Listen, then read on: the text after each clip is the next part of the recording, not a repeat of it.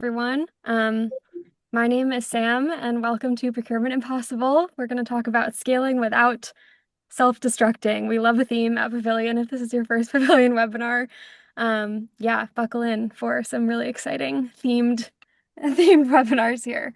So I'm going to give my little spiel. I'm going to do my most dramatic Mission Impossible voice here. Your mission, should you choose to accept it, scale your procurement team without sacrificing standard, speed, or sanity.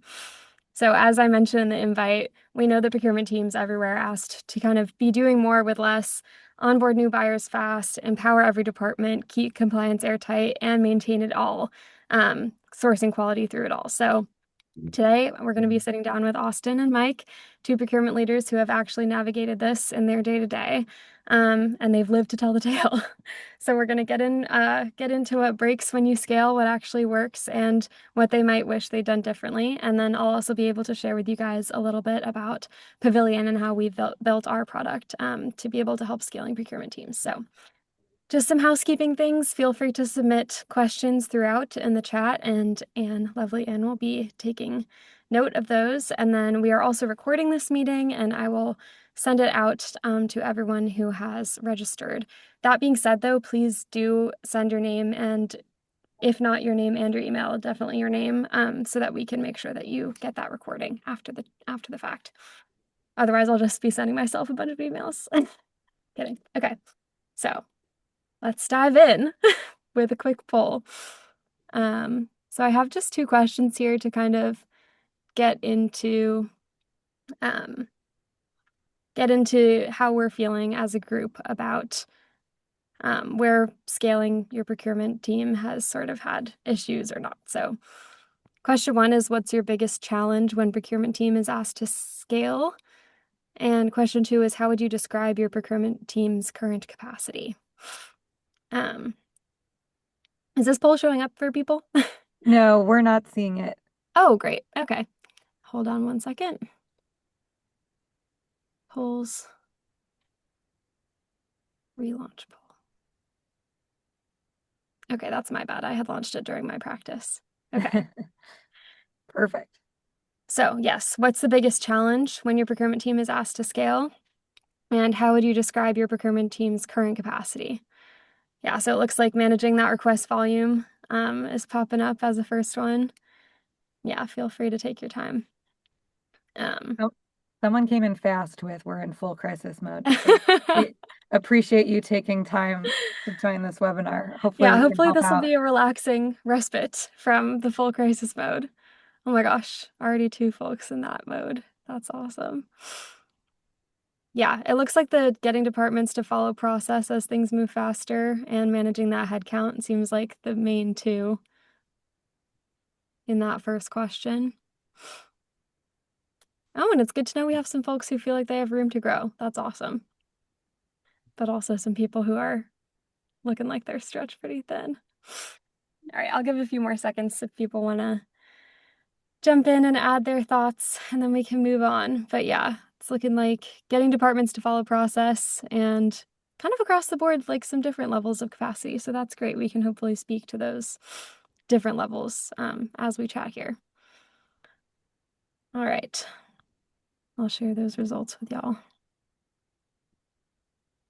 The next thing I want to do is go ahead and meet our speakers for today. So we've got Austin Rosenthal and Mike Bagley. So Austin, would you go ahead and introduce yourself, tell us how you found your way into procurement, and maybe give us one word that describes how scaling your team feels right now? All right. Well, nice to see everybody here today. My name is Austin Rosenthal. I'm currently the Assistant Director of Purchasing for Tulsa Community College here in Tulsa, Oklahoma. I've been in government procurement, specifically in higher education now for 13 years. And I'm sure just like many of you on this call, yeah, I fell into it. I started off life as a staff accountant, and somebody said, "Here, do you want to do this?" But what I found is a very rewarding career. It's been fun trying to. Yeah, I always feel like we're problem solvers. We're solving a puzzle that nobody ever thought to solve. Um, but we are trying to really work through stuff and make it as seamless for our faculty, staff, and students. So always happy to talk about it. Always excited about it. If I had to pick one word, um, I think it would be. I think I'd want to go with efficiency. Hmm, That is essentially what we're after. We're trying to maintain that compliance too, but ultimately we're trying to dispel the procurement's too slow. So we strive for efficiency while maintaining compliance. that's awesome. Very good word. Thank you for joining, Austin. Of Mike? course. Great. Mike Bagley. I'm the purchasing director for Jefferson County, New York. If you don't know where that is, pull out Google Maps because I get asked that a lot. We're nowhere near New York City, like 30 miles from Canada. So we are definitely a lot closer to Canada than we are the city. So we're more of a rural community out here. And my background is actually in healthcare, but it was my lifelong aspiration to become a purchasing director for a government entity. So here I am fulfilling my lifelong dream. Um, I, like Austin, fell into this and happened to see an open position on the county website. I wasn't even looking for a government position, but wasn't entirely happy where I was at, and thought maybe the county website will have some great resources. Well, it just so happened that this position was available, and why they offered it to me, they're probably still scratching their heads wondering that themselves. But I do like a challenge, and some days, most days, feel like I've probably bit off more than I can chew.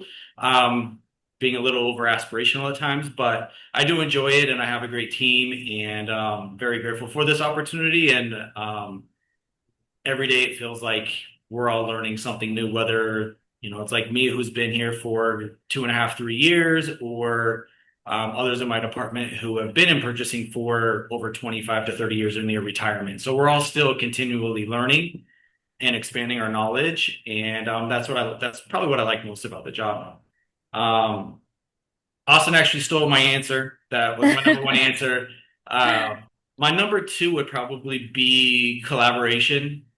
Um, that word didn't really exist a few years ago, but it's been my hope to slowly change that over time.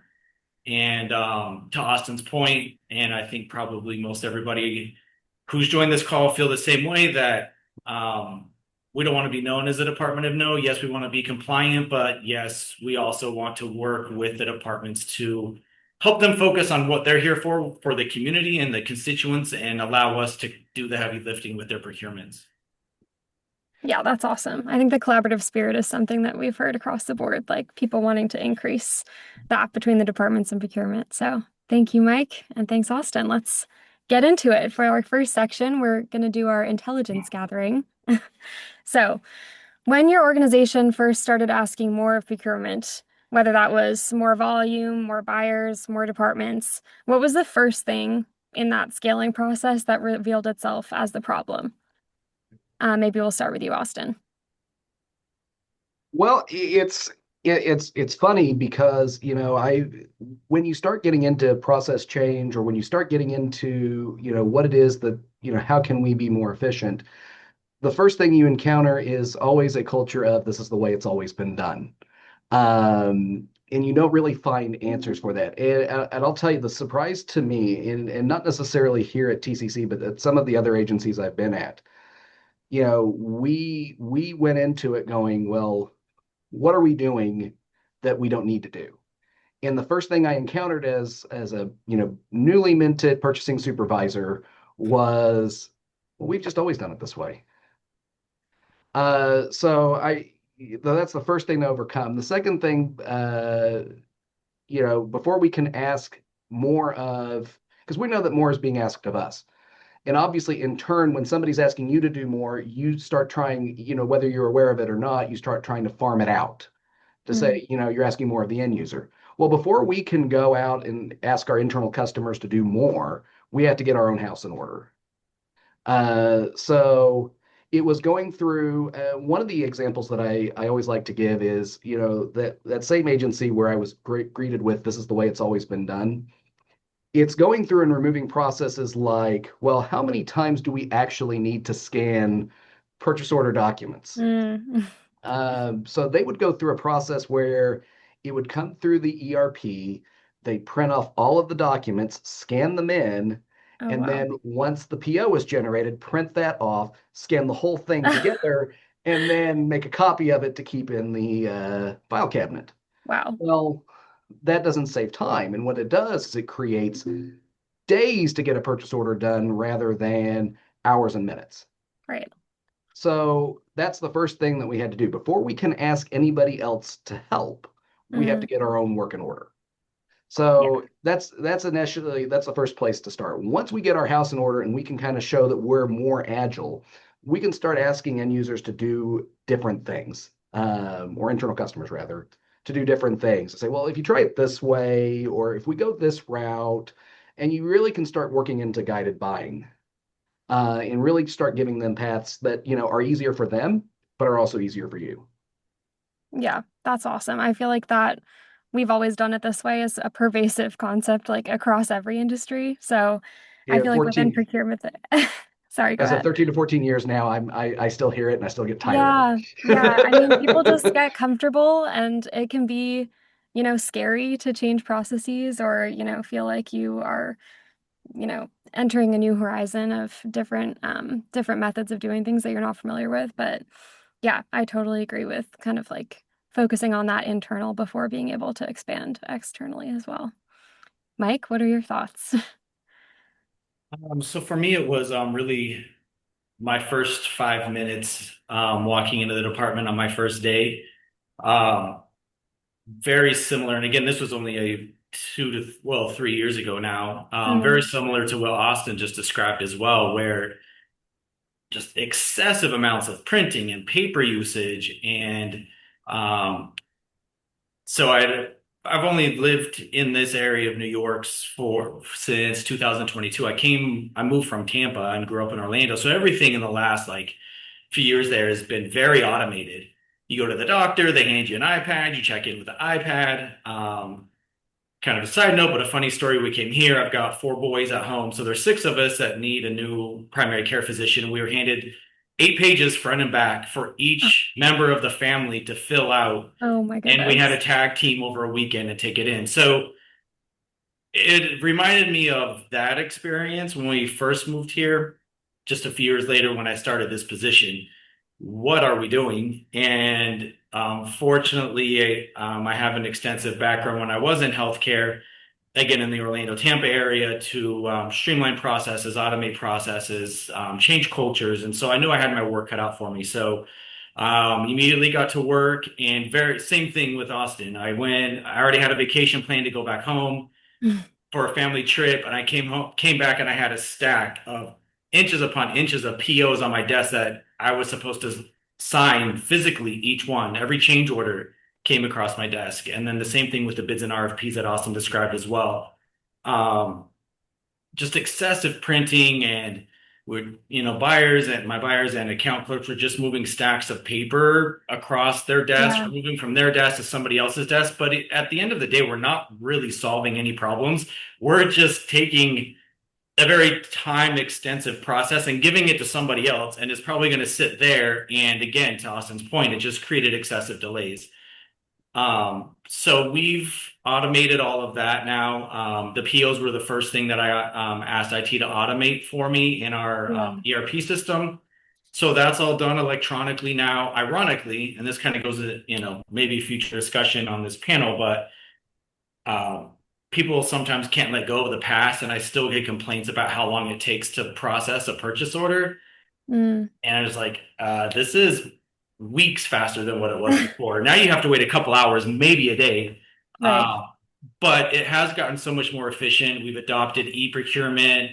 I've standardized processes, created SOPs for the department. So everything now, we still have room to grow, but compared to where we were just 2.5, 3 years ago, we've made quite a few strides to make our internal processes more efficient, which then outside of these walls, hopefully others are feeling that efficiency as well. And things are getting done faster and they're being processed faster, whether it's an RFP, a bid, a PO, a change order, whatever it is. We're getting Yeah. through those much quicker, and it's easier now as well.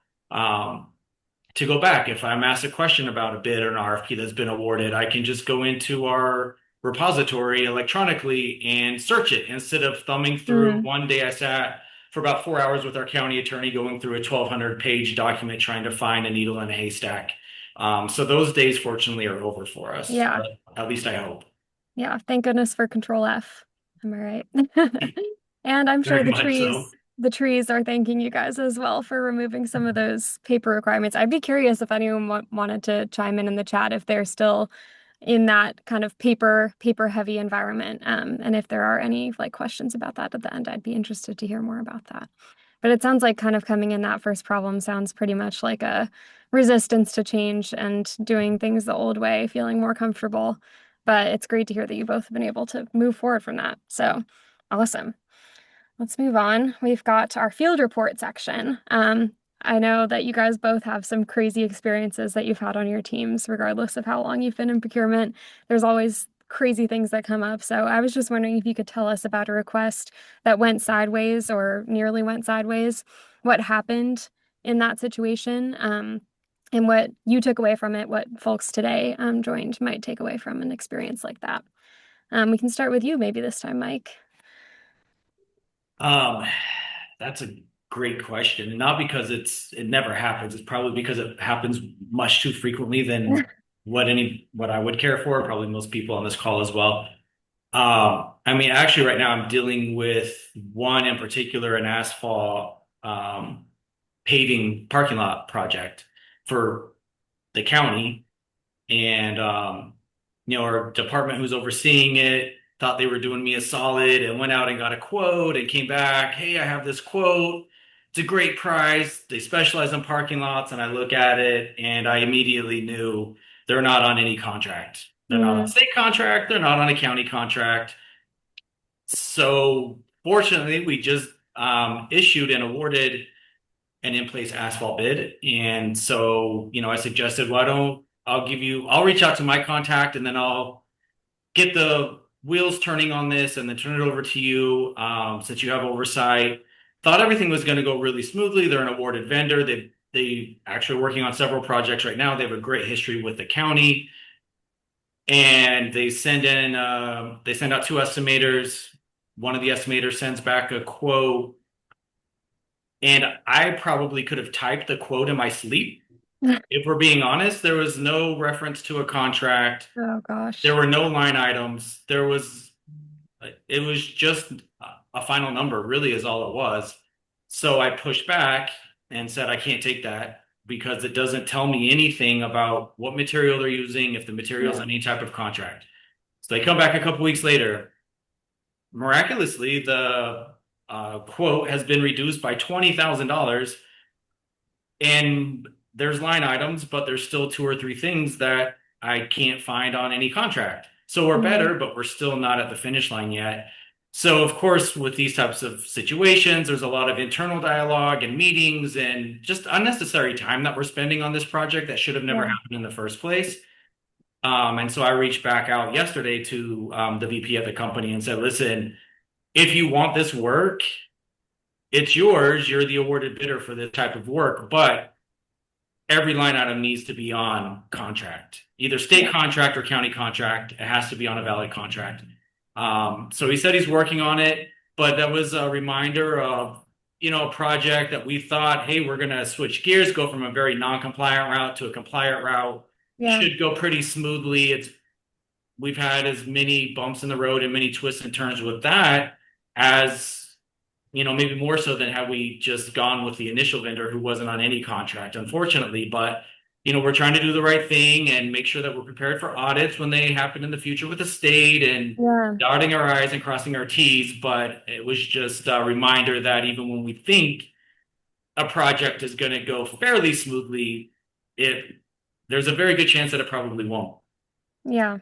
Wow. That's a lot of back and forth and definitely feels like a wild goose chase to end up in the right place with your procurement policy. So totally understand how that can happen. I feel like finding those cooperatives like off the bat is something that's been really important to the folks that we have running searches on Pavilion, which is why we have so many all the contracts from all those cooperatives that exist on the platform, so people can find them when they're doing their initial research. So yeah, that's a wild story. I hope it all gets resolved properly. Me too. Austin, what has been your experience? Well, I mean, I agree with Mike that it's not just one thing. There Mm, are, if you do this long enough, it's hard to pick. I mean, I can just pick from a hat of, number of times a request went sideways or yeah. um more recently, I was working with a department that they are on a federal grant, which requires a little more diligence than obviously what the state of Oklahoma is requiring in some instances. So they came to us with a proposal. This is what they wanted to go with, and it turns out that it was not only was it above our threshold for taking it out for a formal solicitation, but we found that they had conducted the formal solicitation themselves. Oh. Um, so I'm like, well, hey, tell me more about what you did. And they shared it with me, and they were missing things that we would need in a formal solicitation in Oklahoma, let alone a federal award. Um, so we could get frustrated all day, but the takeaway from just specifically, and I'll get to how we resolved it, but the takeaway from at that moment is less frustration and more, we see it as an opportunity for education. Mm, So we could be frustrated because we all have departments that go rogue. We all have areas and individuals that they want to do their own thing, uh, consequences to the wind and whatnot. But ultimately, we could be frustrated, or we could see them as opportunities for education. So, being that we are higher education, we take them as opportunities for education to say, well, this is why your purchasing department needs to do this. Um, Partly because, like, one, I'm, our myself and my team included, we are certified by the state of Oklahoma to do this. We have the knowledge and know-how how to efficiently conduct a solicitation. So we showed them, things that they could do and why it's important to do these things. And we actually went to, because we're off campus, so we actually went on to their site and their area and sat down with them and used it as a chance to one-on-one talk to them and say, hey, this is what we're after. This is why we need to do it this way. So in conclusion of what happened, it kind of goes back to that whole cooperative contract discussion we were having earlier. It turns out we yeah. found something for them. Of course. Not going to. I know, Sam. I'm not going to steal your thunder, but we use Pavilion. No, please do. Tell us how you but did we it. we found them a solution, and we worked with them to say, hey, in the future, look, I can find you something. I've got the tools. I've got the knowledge. I can make this happen for you. Yeah. Let's have the discussion. Let's have the educational opportunities here. Make sure you're doing what you need to do. Make sure we're doing what we need to do. Yeah. I love that concept of like meeting people where they're at, like physically going to the department and like being there and using it as an opportunity for like an open discussion rather than a no, you need to do it this way. I feel Yeah. like that's the way that moving forward people will actually remember how they want it to go rather than just feeling like they're being pestered. So And that was a great comment. and at a minimum, face to face, it's harder for them to call you a name to your face. So So so true. So true. Yeah, I think that's a really valuable piece of advice is just to be able to like understand that people making mistakes or not following policy doesn't always stem from like a complete, disregard and might stem from like a not having the knowledge or, people forget things. So turning that into an educational moment rather than a I'm mad at you moment, I feel like is a fantastic way to navigate that. And yeah, I again same thing I said about Mike's situation, but finding those cooperatives, I feel like end users within departments tend, well, in some cases, I feel like aren't even aware about cooperatives and like how to search them and even that they exist. So having a tool like Pavilion for procurement, but also for end users, like being able to do that research with the cooperatives attached to those vendors, I think has been super helpful for folks to kind of like visualize that cooperatives exist. They save the county, the city, the school money. So yeah, that's great to hear that Pavilion was able to help rectify that issue. So moving on to the next question, kind of more onto our theme of scaling here. How do you onboard and empower new buyers or departmental staff without losing that oversight? So if you've brought new team members on, like what does that look like for your day to day? Like how are you getting people on the same page? Mike? So we're a fairly small department. I have two buyers and two account clerks in the print shop. So the only onboarding I've done since I've started has been one account clerk who's phenomenal and our mailroom tech who's also phenomenal. Fortunately, I hit a home run with both of them. Mm, But we have some retirements coming up. So maybe I'll take the approach of, how we're approaching that. yeah. Because I don't think that, I can get too upset with the departments for not being proactive when they come to purchasing and want to purchase something. Ironically, that happened earlier this morning. I need this rec approved ASAP today, even though it was just put on the system today. But Oh my gosh. so I can't get upset with those situations if I'm not modeling that behavior, not even necessarily throughout the county, which I try to do, but also just internally with my own team. So um, we're doing a lot of cross training right now. Nice.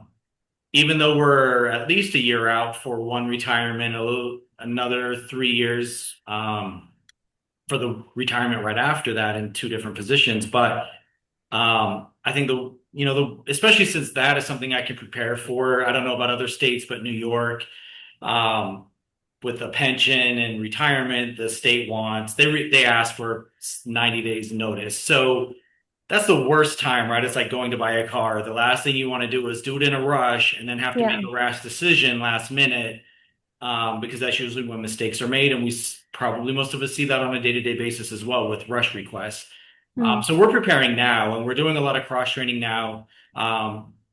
I anticipate that there'll be some internal movement with those retirements, and I want the staff who um, replace those vacant positions to have the tools and the knowledge necessary to continue with their success they've already seen in the department and not have success and then all of a sudden feel like they're failing because I failed them. So mm, we're working on the cross training.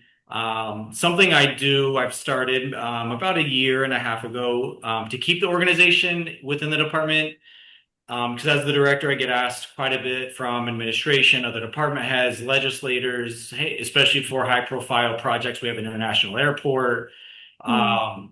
So anything that goes on out there, I'm asked on a regular basis, what's the status of that bid? What's the status of that bid? So I get asked quite a bit. So I meet with my buyers once a week. I meet with my account clerks once a week, and I Oh have a wow. spreadsheet that's tailored to each of their positions of the responsibilities and the weekly tasks that they're working on for that week. And it's just an ongoing spreadsheet. And the unfinished task, we move it over to the next month. Once the next month starts, it's all Mm. nice and color coded because I do well with color coding. So if it's blue, it's done. If it's purple, it's probably a contract at the county attorney it's out of our hands. It's not Yeah. done, but it's just out of our hands. So um, and it's cloud-based, so I can access it on my phone or any device. Nice.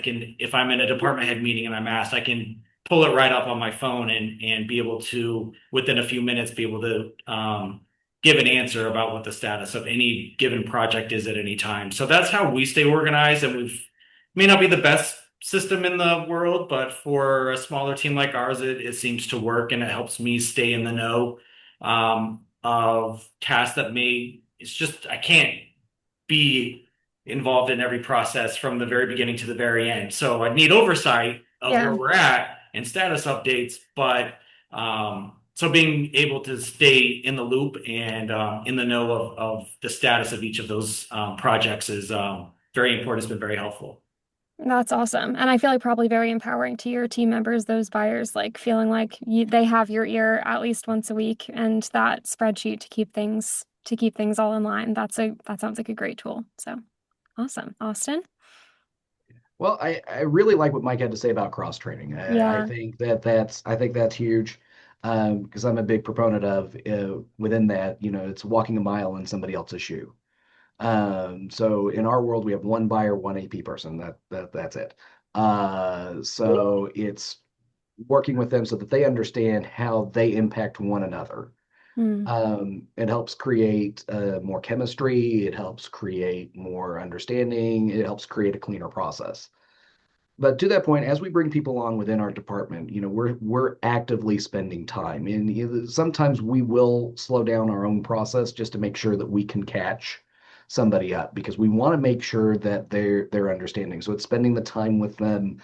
It's being available for them because I think being available, whether it's our department or whether it's anybody across the 4 campuses here at TCC, availability is huge because Mm. as the questions come up, because you're not going to have all of the questions in the moment. You don't know what you don't know until you're in it. So we want to make ourselves available, and what we also want to do is start kind of weaning them off of, I'm right there with you to they're on their own. So Yeah. through e-procurement, we're able to create workflow rules to capture common problems or common discrepancies. Mm. So if that person doesn't catch it, I can catch it and then go back and say, hey, this is how we normally handle this. Tell me what you're seeing here. And eventually work them off of it so that we can turn those rules off and set them off on their own. Wow. And again, it goes back to what we were talking about earlier, just meeting folks where they're at and sitting down with Yep. them and going through their individual problems. Because we give trainings once a month through our HR approved and culturally approved site, Nice. which is huge. We did trainings for months on end, and somebody finally said, "Well, why aren't you going through Precipio?" And I'm Mm. like, well, why do I? I host my own trainings. I'm like, well, that's where Yeah. we go. That's where we go for all the other trainings. And I'm like, what other trainings? So it was getting on board with what the rest of the campus was doing, both approved from a procedural standpoint and culturally. Nice. Um, but even then, everybody, and especially in higher education, we all operate so differently. We all come from different backgrounds. The best thing about, higher ed are all the ideas that are here. The worst part about higher ed are all the ideas that are here. So it's meeting them, where they're at, going through their problems with them. And again, huge with being available. Yeah. We try to encourage comments through our e-procurement system, but we also encourage the use of Teams and other Mm. chat. Emails are slow, chat, we're right there. Yeah, So that we can totally. just get them through their moment, get them through what they're dealing with in the moment. And again, we as they come up with questions, we start developing more guides based on those questions so that we can start working through documenting, well, this is really what you need to do, because that was something we were missing. Ah, So it's, yeah. documenting what we're doing, you know, being available and really empowering once we feel comfortable with it's really empowering everybody to do Yeah. what they need to do. I was going to use that word empowering as like a blanket statement about everything you just said. I feel like that cross training when you're like right there with someone and then getting those training wheels off, so to speak, I feel like will definitely be making people like make the right decisions on their own in the future. So that's awesome. All right, moving right along to these last two. I might just choose one of these for right now, but um if you could give one piece of advice to procurement leaders who are being asked to scale right now, what would it be? And then also, if you want to mix in any of this waving a magic wand and getting your departments to do something differently, I feel like they kind of feed into each other. So, Mike, what do you think? Uh, for scaling, um, just from my experience, I would say probably, and Austin touched on this earlier. I was trying to think, how to answer this so it makes sense. But I think first is make sure you have the right culture in place. Mm, Um, Without the right culture, trying to implement anything is going to make it a tall ask, whether it's internal buy-in within the purchasing department itself, or a lot of times many changes we make in purchasing will touch the other dozens of yeah. departments because we are centralized. So it'll have an impact on them as well. Um, so being able to even something, so just as an example, Again, when I started, we didn't have a best value law in place, so we couldn't use cooperatives. We could use county contracts, we could use state contracts. That was it. Um, there was a huge demand. I couldn't even walk to my car in the parking lot without being asked, when are we going to use Amazon? Well, Mm, Amazon's on cooperatives, so we couldn't use it at the time. Um, so even though I knew that was a huge request and a very impactful, it would help my team out as well once we had that available. Um, then it's a game changer for a lot of different departments, not just us, not just the external departments, but everybody. So I provided an update. I scheduled a meeting, reserved a conference room, and that was a slide, was just about Amazon. And that probably out of, I don't remember how many slides, 10 slides maybe. We probably spent the most time on that, walking everybody through the process, answering questions. But then what happened a few months later, once we rolled that out and we had the trainings with Amazon, once our local law was passed, um, it made the transition so much smoother and we hit the yeah, ground running with that. And we didn't have this thing that everybody wanted, but nobody knew how to use and everybody was confused about it. And yeah, so being able to have those conversations ahead of time and presenting it ahead of time, even though it wasn't one of those where sometimes you present it and you're like, do I need security to be able to leave this yeah, meeting because about a lot of times with compliance, what I'm about to discuss. This wasn't one of those. This was a huge satisfier for everyone, but I still felt it was necessary to have those conversations ahead of time, and it did make that process so much easier. So having buy-in from the very beginning of a process, whether you think it's going to go over very well, or maybe there's going to be some pushback. In either case, it's so beneficial to have those conversations and yeah, present um, the information ahead of time, just to yeah. make things go smoother. So um, Nice. Yeah, getting that, that people's that would toes be my dipped in the answer for water. that. Yeah, thank you. I feel like doing that primer, getting people up to speed before they feel like they're being thrown into something completely new. That's a great piece of advice for scaling teams. Austin, what do you think? Well, I think it goes a little in hand with something we talked about earlier, and I'll lead off with that one piece of advice for me would be don't be afraid to explore your space. Don't be afraid to run up against boundaries. Mm, Don't be afraid to challenge the status quo.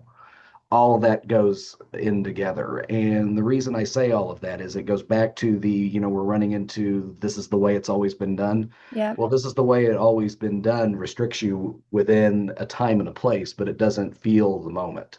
It doesn't feel as things are expanding or as laws change or as guidelines change or as we change as procurement professionals. We have to be able to adapt. We have to be able to remember who we serve and how can we make it. One of the things early on in my career that had a negative connotation was finding them the path of least resistance. yeah. But ultimately, as procurement professionals, that's what we're trying to do. That's ultimately we're wanting to help them find, the best path forward to be, both efficient and compliant. So we can talk about, there's a lot of stuff that we've been able to do, and I'm very lucky to work with the team that I do here at TCC. There's a lot of stuff that, we talked about, Mike mentioned Amazon. We've done a lot of work with Amazon, because we asked the question, well, why not? Mm, And it changed a lot of what we're doing, in terms of how we operate with them now. It saves 3 to 5% on, individual items, and that adds up over time. It's, how can we consolidate invoices so we're not, you know, we don't have thousands of invoices. So we've been able to work with them and partner with them to reduce that by 30%. wow. Um, the list goes on and on. It's not being afraid to ask why not, Mm, and just feel the space.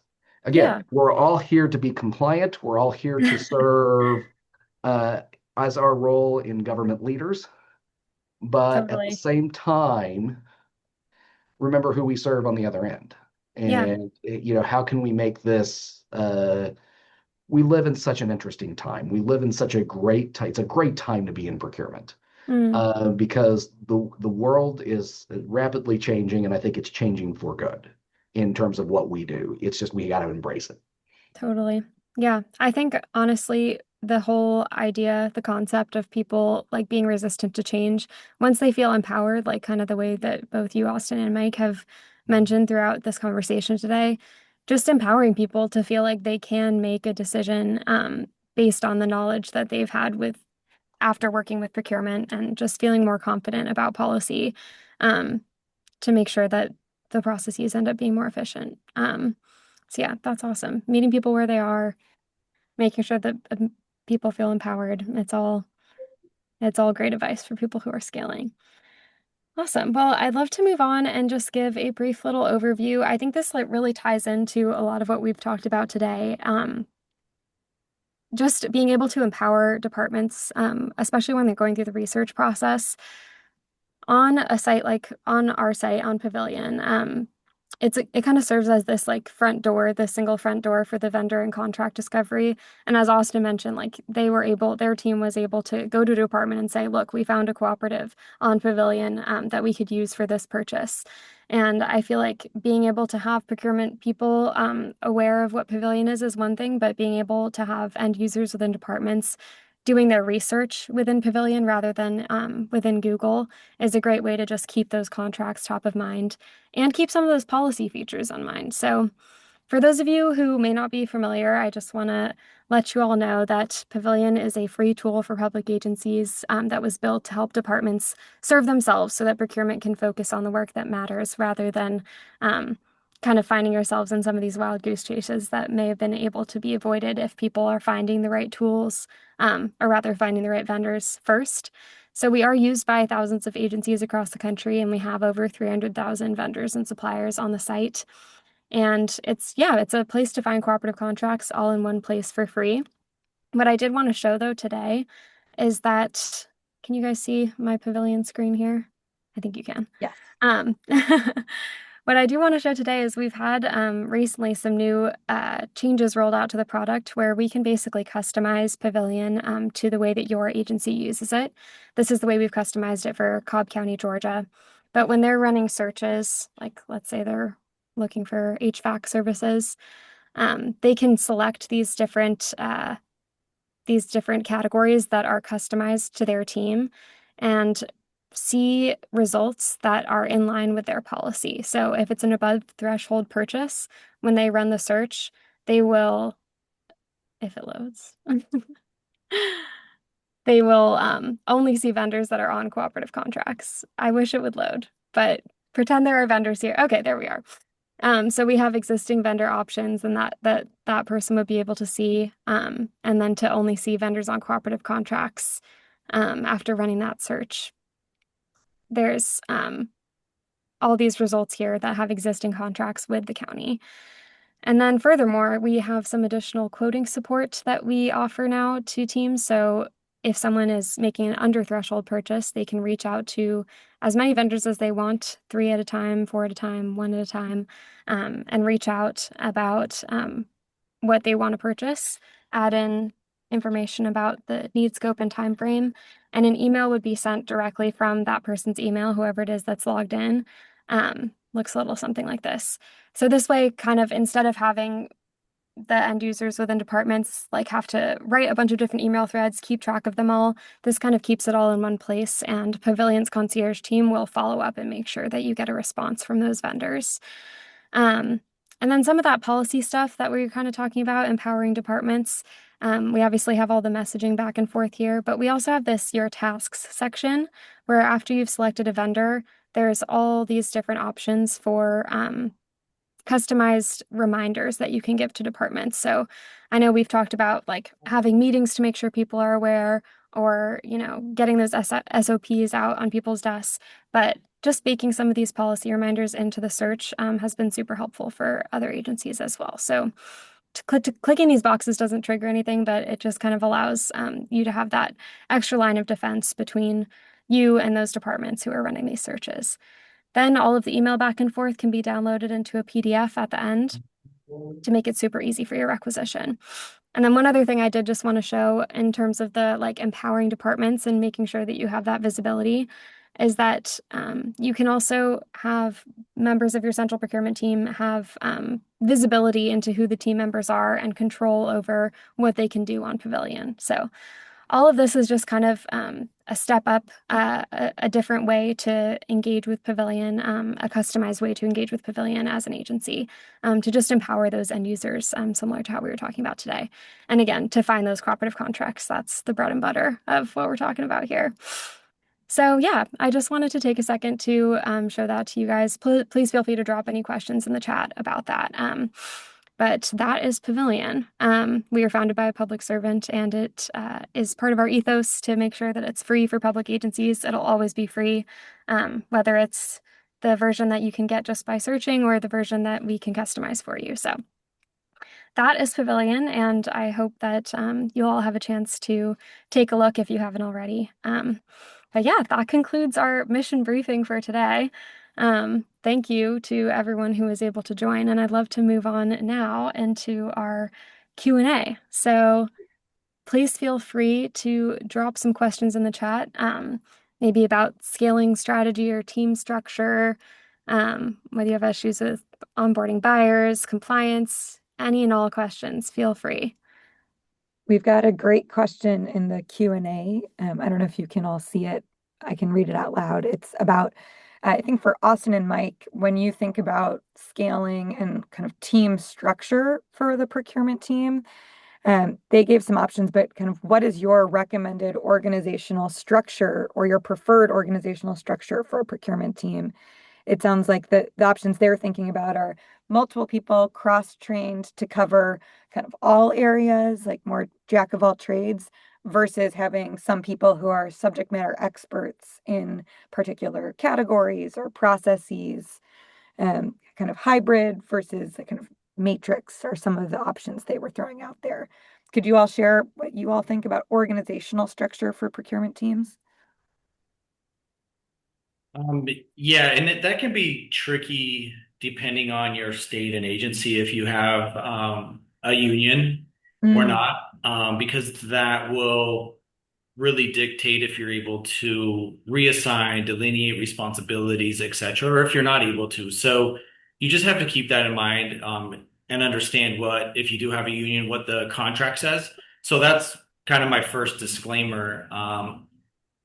I come from the private sector, from Florida, where there's no union. So it's a very different world that I've had to adjust to the public side with unions, because I could cross-train. I love cross. That's one of my favorite things is to cross-train my team. So when we do have someone on vacation or someone out for an extended period of time, someone retires, somebody quits, we don't really lose much of a step. So I'm still doing that as much as I can. It's just a little more challenging. There's a little bit more to it now. But every county and every government agency really is structured differently. So for here, this is even different as I talk to other counties in New York State, all of the recs and PO, all the recs go through our ERP system. The last approval is mine. So even if it's a capital project, it will go through the department first, it will go to my buyers, it will then go to administration, and then it still comes to me to make sure that everything's 100% compliant with that request. And we, this year, for a smaller county, 115,000 is the approximate population. We'll do about 2,000 POs this year. Every single one of those has my signature on it. Every single one of those has my manual review and approval on it. Even though it's an automated process, I still have to manually review each attachment, make sure everything's compliant with state laws and procurement, county procurement policy. I don't have any intermediate leadership in my department. So when I go back to Florida, I take my laptop with me. When I'm going on a cruise next month, I'm not paying for internet. So I'll figure that out when the time comes. But anytime I go on vacation, I'm approving payroll, I'm approving POs. And there can be a little tension on the road or at a hotel or visiting family or New Year's Eve. And I'm like, oh, hold on. It's the end of the physical year. I've got things in my workflow. It's 11:55 p.m. I got to crack open the laptop and make sure that there's no grant funding we're going to lose, or which has been a case not too long ago. So I would advise, if you can get the support, if you don't have the supervisory level within your department, to have a department head and then someone in between who can kind of be that buffer. And then when I'm in meetings and an emergency purchase comes through, I can still focus on my meeting or whatever I'm doing, and somebody else could essentially be here to give that final approval if it's an acceptable emergency purchase, for example. I don't have that, and so it does get very challenging a lot of times, because there's just one department head, one leader in the entire county for purchasing, to handle and juggle all of those balls that are constantly in the air at any given time. Mm. Thank you both for those insightful answers. Are there any other questions in the chat? I know there was some conversation earlier, but I'm not seeing. Feel free to drop any other questions. I think there was definitely some affirmations of some of the comments Mike and experiences Mike and Austin were sharing. Yeah. Definitely a theme was called out too about like preparing for retirements, which I know we talked about, but if there's anything else to share about how y'all are preparing there, that's the only other thread I'm seeing. Cool. Well, if there are any other questions, feel free to drop them in the next, 30 seconds, but I'll just switch over to here, give us all a couple minutes back in the day. But if any of you are interested in learning a little bit more about that customized version of Pavilion that I showed earlier, feel free to grab a little QR code here. This is my link to grab time to chat with me personally about your agency and how your procurement process works. I'd love to connect with any of you about how you're running things. But thank you, a huge thank you to Austin and Mike for joining us today and for being so honest about kind of what scaling has looked like for both of your organizations in practice. I think like the biggest takeaway I'm hearing is that coming into a situation where people are, reticent to make changes, empowering departments and making sure that that education feels collaborative is like one of the biggest things that you can do to make scaling feel a little bit more painless. And hopefully Pavilion will be a really positive tool for y'all to continue to use to empower those departments to have that policy at their fingertips. So I will follow up with everyone who registered. Please, please, please send your name and or email in the chat so that we have that captured, especially if your name is Samantha Savage. And I'll make sure to send out the recording of today's call. So